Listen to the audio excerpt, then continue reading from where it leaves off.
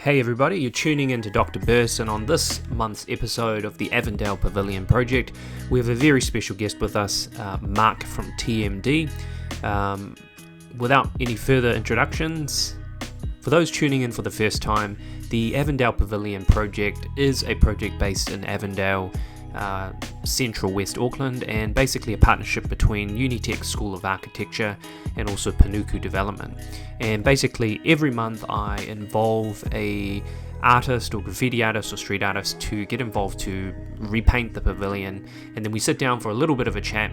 And of course in this month we've got Mark joining us, so let's kind of dive straight into this conversation. First off, thank you Mark for coming along and joining us this month, and you did an incredible job with the pavilion, so let's kind of get straight into it. Could you introduce yourself and let us know who you are and where you come from? Tuhia ki te rangi, tuhia ki te whenua, tuhia ki te ngākau o te tangata, ko te mea nui, ko te aroha tihei wā Māori ora, ko moihau te maunga, ko whangaro te awa, ko māmaru te waka, ko taupō te marae, ko Ngāti Kahu te iwi, ko Ngāti Rua te hapu, ko Whitinui te wahi tapu, ko Pātara te tangata, ko Mākena rea ahau. Kia ora. So your kind of upbringing, from my understanding, is in Christchurch. So when did you first get involved in art? Oh man, actually, so I was born in Middlemore Hospital, raised a bit in Auckland, moved around the far north for a while, and we moved down to Christchurch when I was 13. So we moved down there, and how I got introduced into art was actually through my uncles who really got into hip-hop in the early 80s. They used to be break dancers, dabbled in DJing and a bit of graffiti as well. So they used to live up in Whangarei.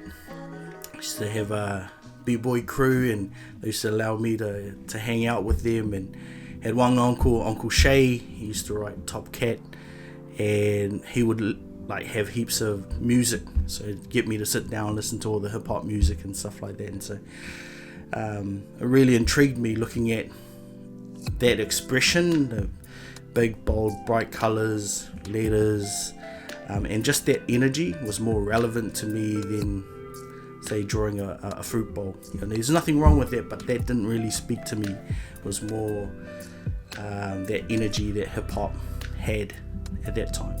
So you're telling me at 13 years old, you're already being introduced to the four elements of hip-hop? Yeah. Holy heck, that's super early. I was about maybe 4 or 5. Yeah, so I was like their little mascot. You know how like some of them New York dudes had the little kid that would carry the lino? I was the little kid. We used to, and I felt so cool. Like, I remember there was this one breakdancing battle that they had up in Whangarei. It was held at Tikipunga High School, and breakdancing had this thing of like, it's dangerous, it's new, it's from the streets. So you had to be like an older kid to go, and I got to get in there because I was part of the crew, so that was really cool. And I think that's what really attracted me to it. It was like this real community, of people that look like me, that like dressing like me, and I was like, man, I think I belong here. So yeah, that's my journey with it. And were you interested in any other forms, or was it straight to the language of graffiti? Yeah, I was definitely into art, being creative my whole life. I think for me it was just drawing, and then I happened to be good at it, and then you became cool for it. Like you had an identity, like, that's the guy that can draw cool pictures. And a lot of people that met me at 13 at that high school I went to down in Christchurch, Mairuho High, they kept my drawings. They're like, I still got some of your drawings and your tags that you did on my folder, and I'm like, oh, burn those. Well, definitely don't burn those drawings, because those are going to be vintage works now. So with the graph, what was it exactly that kind of drew you to that, to get involved? It was tagging for me. It was quick and fast. You didn't have to be too disciplined to do it. You just had to be willing, and I liked that. Yeah, it was more attractive to me.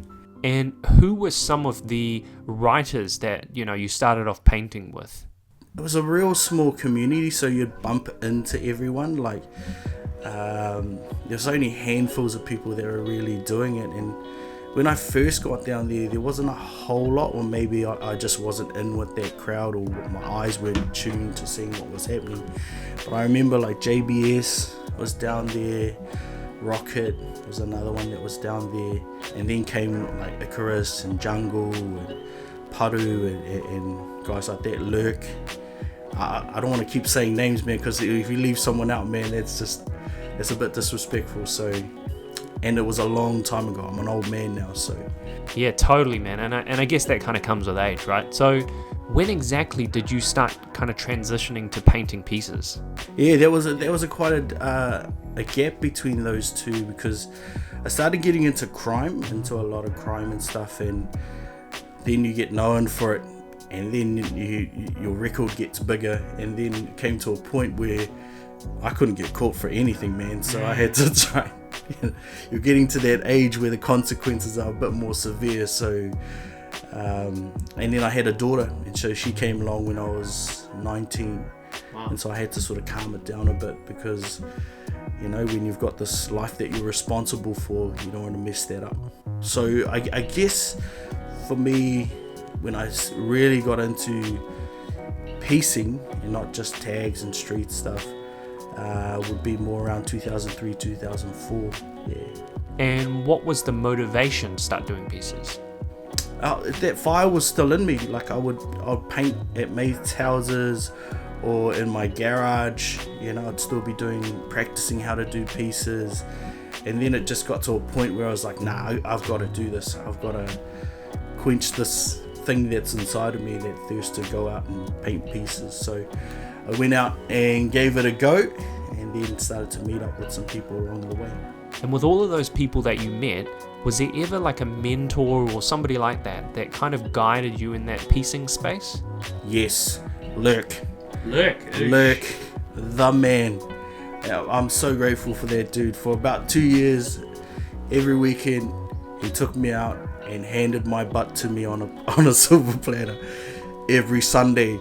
So for about 4 hours I'd just get burnt. And what was it about Lurk that you recall that helped you in those early days? He was such a cool dude, so humble and so available, you know, like he's just the nicest cat. It was weird how our relationship sort of developed, because we weren't tight when we were younger, and I think I just annoyed him, you know. I just like, bro, let's go paint.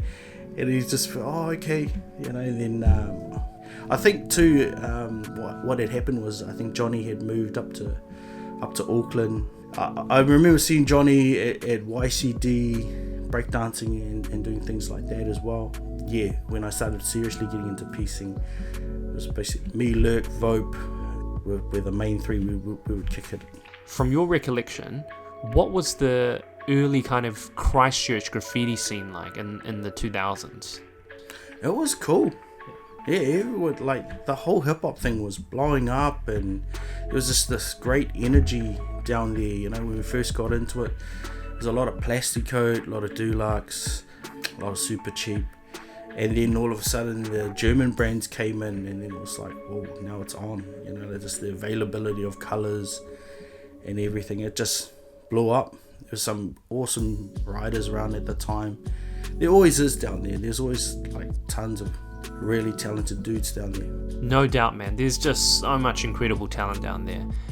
Would you say that the Christchurch scene at that time was more like bombing or piecing, or maybe was it a combination of both? I mean, what was something that kind of really stuck out to you? Personally, for me, it was productions. Yeah. Productions were the thing, and it still is today. You look at the quality of the productions that come out of Christchurch, it's next level, especially led by people like DTR. They really set the standard. But there was a lot of productions going on at that time. It was matching color schemes and planning the background, and we'd do that all Friday night, get ready for Sunday, and we'd go out early and start. Those were the days when we used to have time, right? When we were a bit younger. So looking back at the early Christchurch graffiti scene, who would you say are the top 5 writers from Christchurch that influenced you in some way, shape or form? Oh, definitely Lurk. He was a massive influence to me, and such a, I'm just completely grateful for him. Decipher, Icarus, Two other ones, Blur was really good as well, Vope, Zest, IQ. I know I've done more than 5, but don't want to disrespect anyone, bro. They were all dope. You mentioned earlier that Johnny had moved up to Auckland, but for many of our viewers who may not know, you moved up to Auckland as well. So what was the motivation for coming up? It was 2007, so things had happened between me and my daughter's mum, and my ancestral home is the north, and I would always come back to the north every year. And then I just sat there and realized, actually you can go home. And actually one of the biggest things that pulled me up north is actually Fat One, funny story, I'd rung him the day me and my daughter's mum had broken up, and first thing came out of his mouth was like, bro, move to Auckland. I'm like, man, I'm trying to get my family back together. He's like, do that later, move to Auckland. And he'd ring me every day.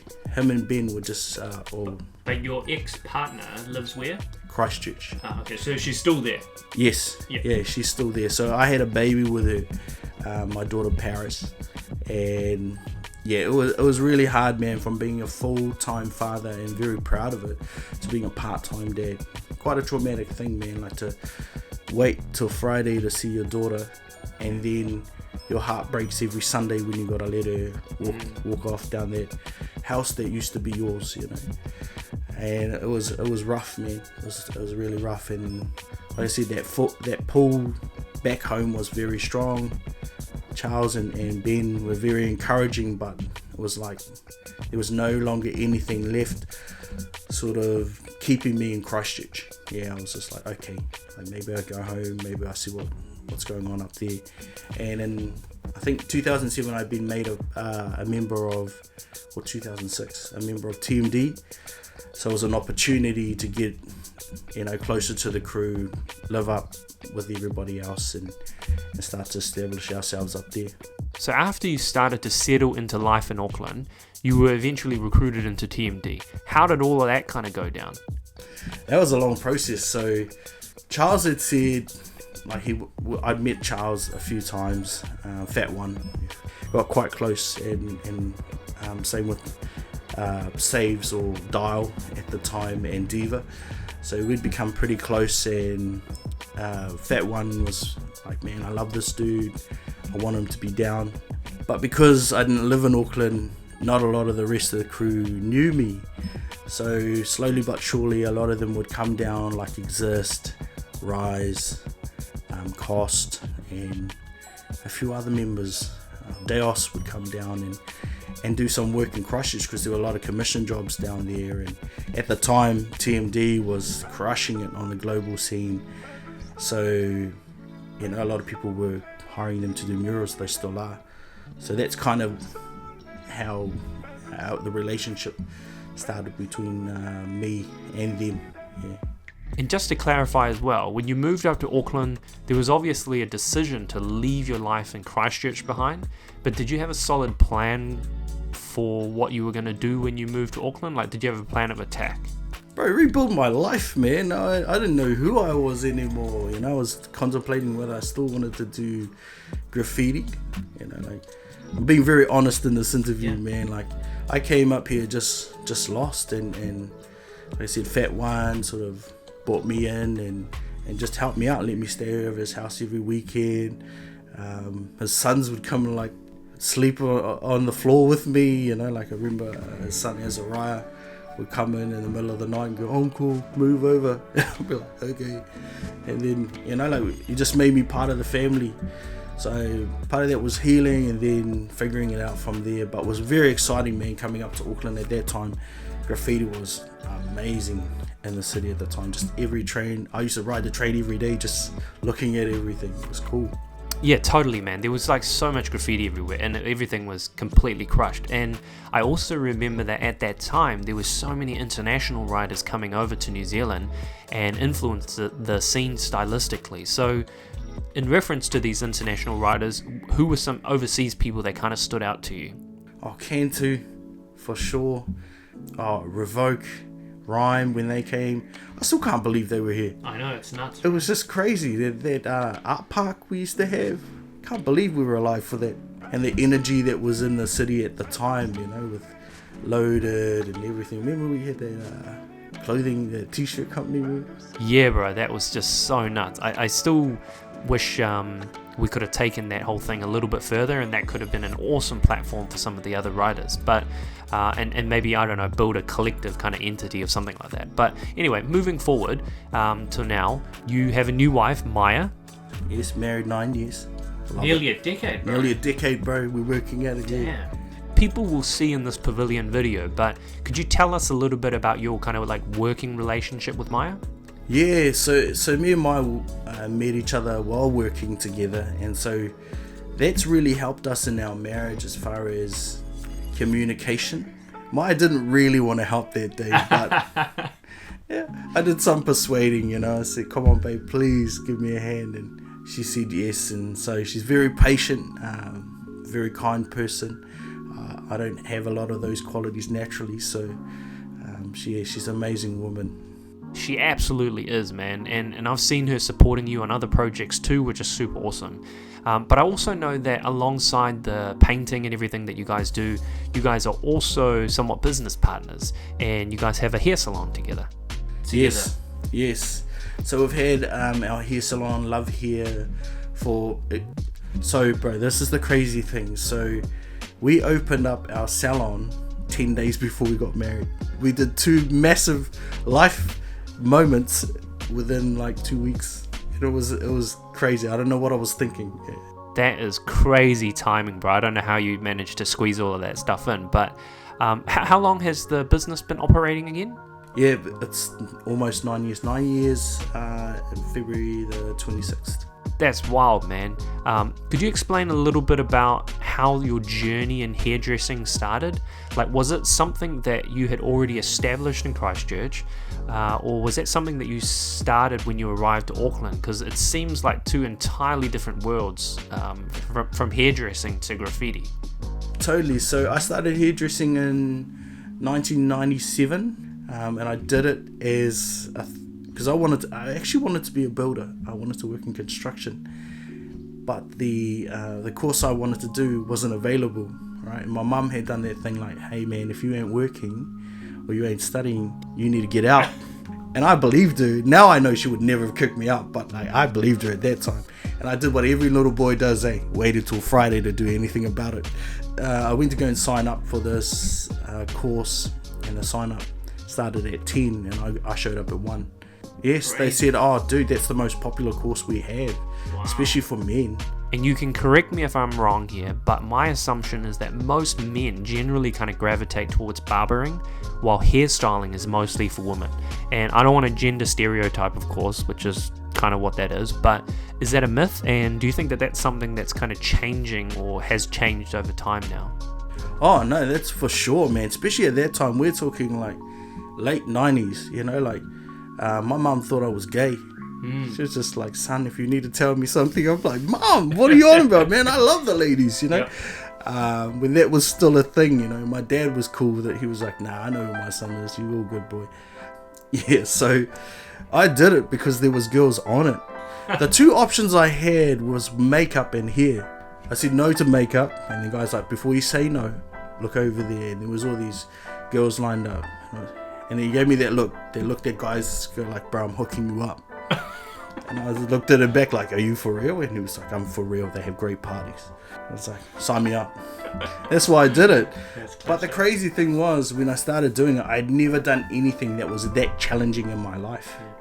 Like, I sucked at it, bro. I was horrible. I'd never been horrible at anything in my life. In every sense, like holding multiple things like a blow dryer and a comb and some scissors in your hand all at the same time.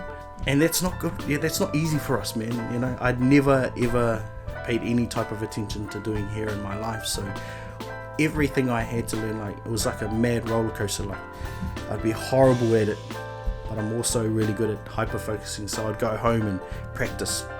So like 11:30, and come back the next day and I'd be the best in my class. And then the next day we'd learn something new, and then I'd suck again. So it was that challenge of like, man, I have to get better. And I got laughed at, man. I'd never gotten laughed at before, and I wanted to make sure that everyone ate their words by the end of the time that I'd finished that course. So after you finished your studies, did you work under somebody as an apprentice or kind of go straight to opening your own store? What happened there? Oh, I had a great mentor, man. Like, I'm so grateful right throughout my life. I've had these great people step in at the right time. The best hairdresser down there, or the most legendary hairdresser, there's two of them. There's Carl Watkins and the guy that I worked for, Mike Hamill. And so, as a favour for a friend, he allowed me to interview. I ended up getting the job, and then I ended up being his protege. Basically, he took me under his wing, taught me everything.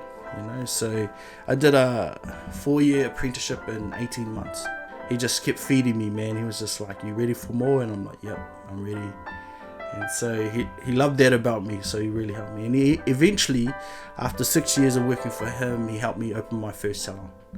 Man. Yeah, he actually helped me. In Christchurch? Yeah, it was only 50 metres down the road from me. I thought that was normal. It ain't.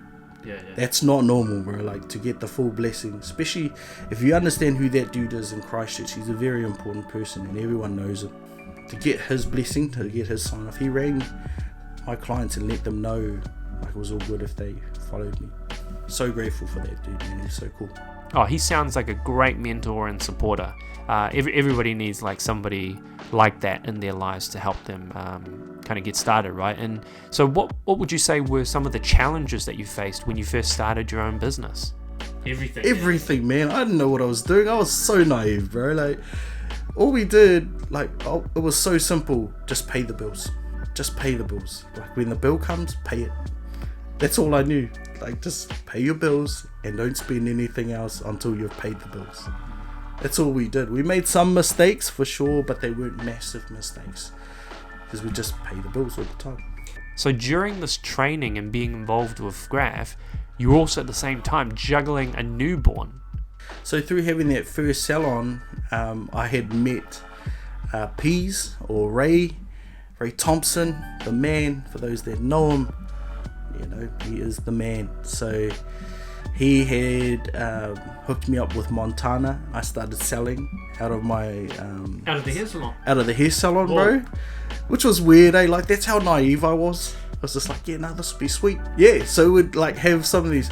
So you gotta understand, like, my hair salon was in the bougiest area of Christchurch City. It's in Maryvale, okay? So if you understand where Maryvale is, it's like where all the old money lives, like that's the old money area. So we had the salon and it had like graffiti on the walls and we were selling spray paint out of it. Some of our clients were some of the richest people in the city, so it was crack up. It was hilarious. How did you find a balance between all of those things? Oh, it was incredibly hard, man. I'll be honest. There were a lot of times when my daughter took the back seat, and that's part of me being young at the time. I didn't really fully understand the impact that can have on a child. Thankfully, I got a lot better at that. But if I'm looking back at that time, I was working 7 days a week. I turn around, my daughter's 5. I had an ambition to, because I grew up in a family, we didn't have a lot of money. Sometimes we didn't have any money, and I wanted to send my daughter to private school, and that was my goal. But if I'm to be honest, there was times where I was so focused on the goal and not paying the most attention to my daughter. I'm like, oh man, I'm living with this kid, but now I'm like, I'm panicking. Like, where's all that time gone now? My kid is like 5 and she's going to school. We did get her to school. We got her to that private school. Yeah, it was an amazing school. It really helped her. And how regularly are you painting graffiti now? Hardly ever, man. You look at the amount of things I got on in these days. I was supposed to paint today. Then life gets in the way, so I got so much paint at home. I would love to be painting more often, and it burns a hole in my my wall, because I'm like, got all this paint. I could paint the whole city. Well, we would love to see you use all of that paint, because we definitely need some more graph and art from you. So in saying that, over the past couple of months, I have seen that you've started to use an iPad in relation to both of those practices. So how does the technology, or that technology, feed into what you're doing with your graph and your art? It helps me understand the process, so I can try more things. I'm willing to be a bit more adventurous I think, with the iPad and the layering of... You can kind of make mistakes, you can undo. Totally. So my personality is I need a plan. I'm a planner. So I feel more comfortable when there's a plan. I can freestyle because I have the structure of the letters and things like that. But as a preference, I would prefer to go in with a plan. And the iPad allows me to do that. Yeah. So then I can layer it up. So I can do separate layers and then just play back and just go, okay, that's how I layered it up, or I'll put that layer there, or that one. And that's such a great way to understand the process, right? Really break everything down, and you have time to kind of experiment, in your own time. And I guess with each person that I've interviewed in this series so far, it's great to see each person's individual approaches, where some people have taken a bit more of an intuitive and freestyle approach compared to people who completely like to map things out. So with what you've painted on the pavilion, it is a bit different than what you would normally do for your graffiti. So this seems like a different trajectory or body of work. So could you tell us what you're trying to explore with what you painted? So for me, if I'm doing any type of artwork, for me, graffiti is fun. It should be fun. You should have a fun day doing graffiti. It should be, something you look forward to doing with your friends and stuff like that. And that's all good. As far as my art, I always want to try to tell a story with it. All right, and hopefully somebody might connect with it, and go, man, what's that about? Or that's really speaking to me. And so my journey with my art is always, what is a question that I'm asking of myself? Or what type of journey do I want to go on in this current collection of work that I'm doing? At the moment, I had this real feeling a couple of years back that a lot of Māori and a lot of people in general are quite underdeveloped spiritually. If you look at the history of our people, we were incredibly spiritual people. We were people that believed in the spirit realm and things like that. But now you've got to convince people. You've got to convince even Māori people, hey, the spirit realm's real. You've got to look after your wairua, and it's a real thing. And they're like, I don't believe in that, man. So you really see it. And when I look at, I guess, the mental health stats, when I look at the suicide rates around young Māori, I start to feel man, is that because they're out of balance? Is there a lack of balance there? We've become very good at the physical realm, the realm that we wake up and walk around in. We've become very sharp at that. We've become very educated. We've become very sharp with our skill sets, practically.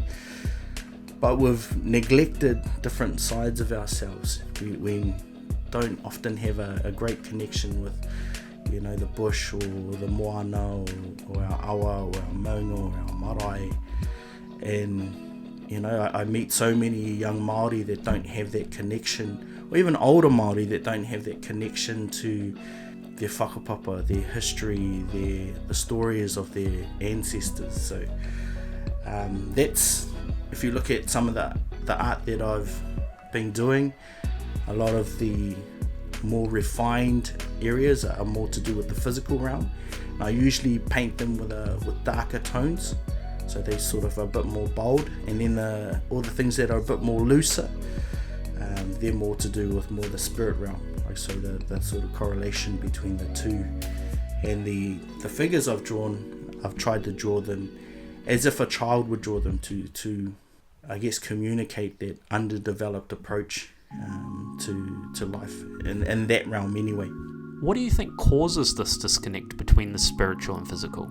The effects of colonization, the effects of not being proud of who you are, the effects of our older people who were traumatized, trying to protect their mokopuna from the same trauma that they experienced, but not understanding that by doing that, we didn't have the connection. I was having a really big discussion with Mum today, hopefully she doesn't listen to this, about that very thing. And she's talking about my great-grandmother, who was a tohunga, a spiritual expert, and she said, we had, and I said, yes, but we had my grandmother. And I was like, yes, you did, but not many of those today have a history with coming into contact with a tohunga and the ways of our old people. Now, I was lucky enough to be raised by my grandparents, so I had some of that exposure.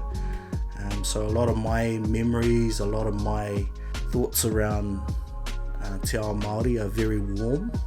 So if you look at my paintings, there's a lot of warm colours, and so my connection with Te Ao Māori has always been very warm, and I feel very connected and very proud to be Māori. But that's not true for everyone. A lot of people have trauma which prevents them from learning, retaining, and having positive connection with Te Ao Māori. So it is a journey. These paintings are a journey, so we'll continue just going on that and seeing where it takes us.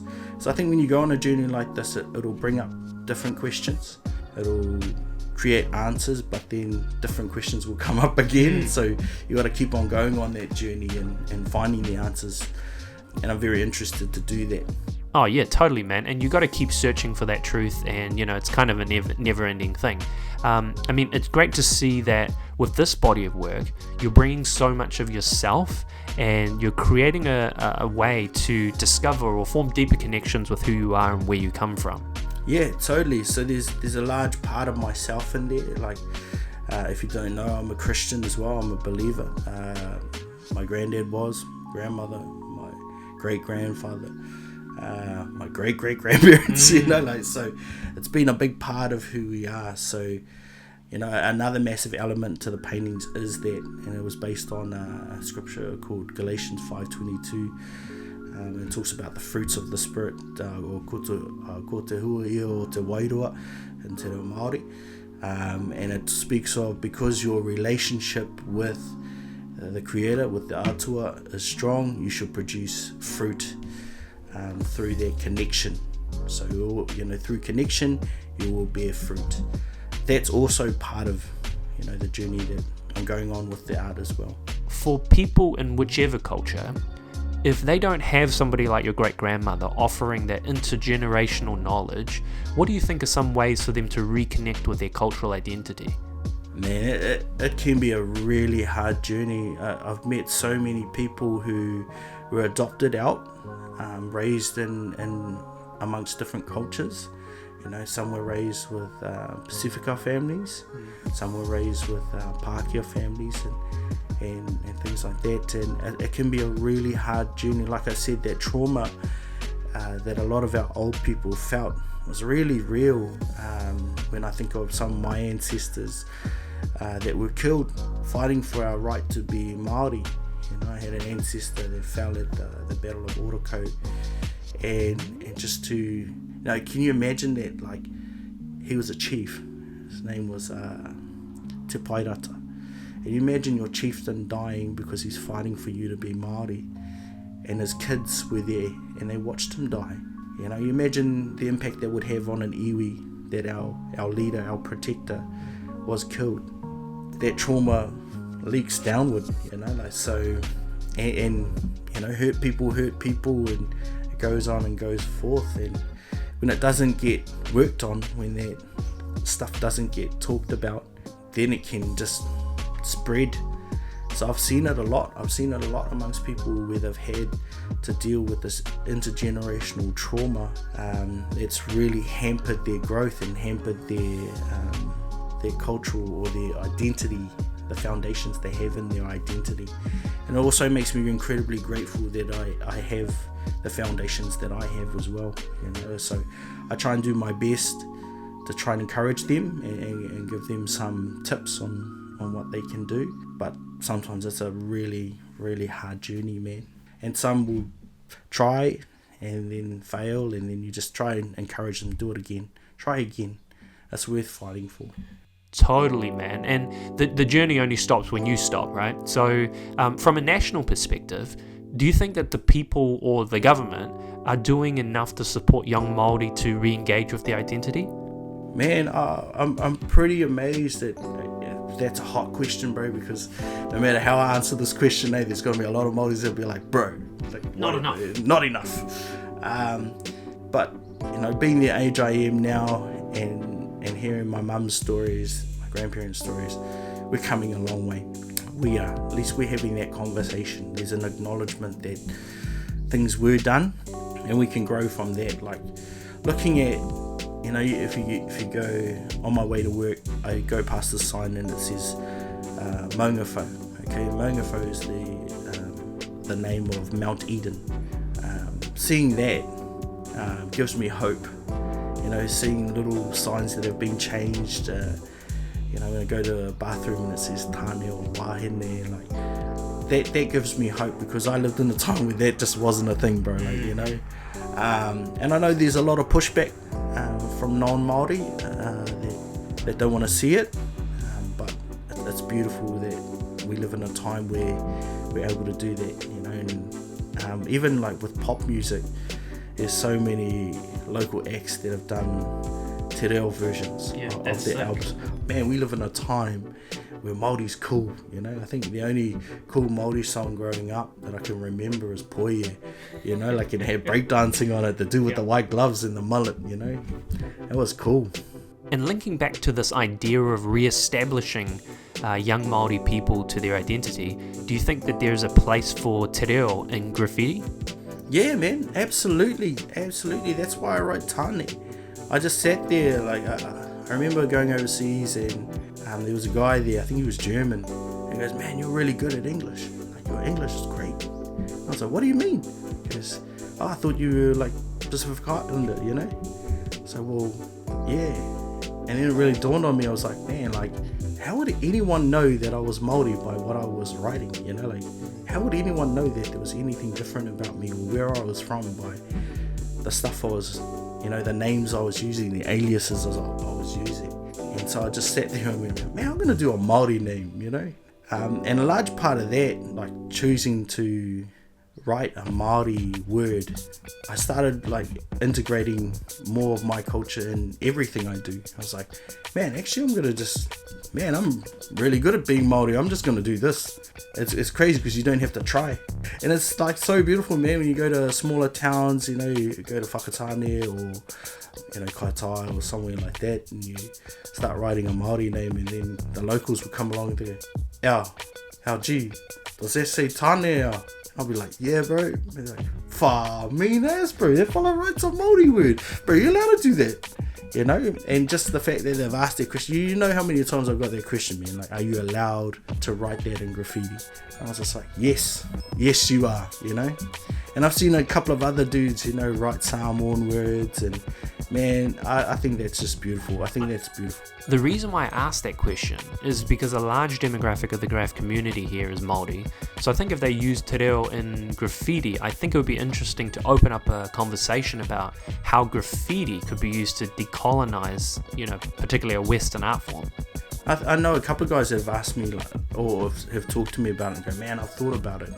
Yeah, totally, man. It's what our unique expression to the world is, and you know, we should be utilizing, we should be doing it more, and incorporating into different areas of things that we do. But yeah, I definitely try and encourage as many people as I can. Hey man, do it. Speaking of being allowed to or not, or following unspoken rules, did you ever subscribe to the rules or perspectives of graffiti? Yes, 100%. Like, I wanted to fit into the culture, so I learnt, you know, to use a Māori with the tikanga, the protocols of graffiti, and I wanted to learn it. Like, what do we do as graffiti writers? What was that? There was a book about it, and they had the rules in it. They had like the 10 rules, the 10 commandments of graffiti. Was it the art of getting up? Yeah, it's the art of getting up, yeah. So now that you're in your 40s, what does the journey with graffiti look like for you? I love it, man. I wish I could do it more, you know, like, but it's just the busyness of life, you know, like, I think everyone goes, oh yeah, whatever, man, you just got old. But it's true, you know, like I was talking to you before that we're looking at moving my grandmother and come live with us, you know, like, so I was supposed to come out today, or go out today, paint, but we had some stuff to do. Well, I think that's just the realities of life. You got to prioritize things with the family, and graffiti kind of ends up taking the backseat sometimes, which is fine. So if you and other old school writers are occupied with life things and kind of stepping away from the graffiti world a bit, that's probably a great segue to what's happening with the younger generation. So what is your view on the current Auckland graffiti scene? Love it. I love the energy about it. You know, these dudes are really cool to watch, man. I really love the energy they bring, the style they're bringing. A lot more of the younger ones are starting to roll with their backgrounds again. And what would you like to see more of in the scene? Just working together. You know, Unity. Yeah, we all knew each other back when, you know, like when we had to be in one space to be a part of the community, you know, like when there was no social media that we could check on. You had to drive around, remember that? You had to drive around Toolbar, you had to go around to and see who was doing what, you know. You guys would rock up, you guys had done 3 walls and we had done 1. Yeah, man, I love it. I love the energy that they have, and I love seeing, I know this might be controversial, I love seeing motorway graffiti, man. I'm here for it, man. I love it. I know a lot of people cringe at that, but man, I've had some people say to me like, oh, you know, like, it's not art or whatever, and I'll probably share this story. You know, like what tagging taught me was how you know, excuse my language, man, but how not to give a fuck, just to say F it, stuff this, you know, I'm gonna do it. And then sometimes I'll challenge people. I say, I'll give you a can now, you go out into Broadway and tag on a building, you tell me how easy that is. I was like, I guarantee you ain't gonna do it, you know. Like, so what it taught me was, in a way, it helped me when I wanted to open up my first business as a 22-year-old Maori in one of the richest areas of Christchurch, where the old money was. You know, like, I'd learned through tagging, like, stuff it. I'm just gonna run it straight. Stuff it. I don't care. You know, I don't care what happens. I gotta try. I've got to have a go at this. You know, and I'm not too sure. You know, I have a business that's lasting 10 years, especially in this climate, and then we don't have debt. If I don't learn that mentality, you know, like, if you don't test yourself and go out there and go like, stuff it, bro, you know, I'm not going to be scared. I'm not going to sit here and regret not doing. I'm just going to go for it. Whatever the consequences are, I'll face it. So when I see, you know, like, there's some motorway graffiti before the tunnel by the bridge, love it. Because I can imagine what those young fellas were feeling, you know, like, just going like, stuff it, man, I'm gonna do it, you know. And some of it's a bit messy, but man, they did it, and I'm like, yeah, I'm here for it, bro. Do it, you know, because you don't know who they're gonna be later, you know. They're brave. They are indeed, and I totally agree with that. Not that I'm condoning illegal graffiti, but I do believe that it builds a certain type of character in some of these younger guys, and I think maybe that it might also be because they're less kind of risk adverse. But jumping back to the kind of art that you do for the moment, the current body of work that you're exploring, is it usually made specifically for exhibitions, or is that kind of just something that you're exploring in your own time and it's not really for the public?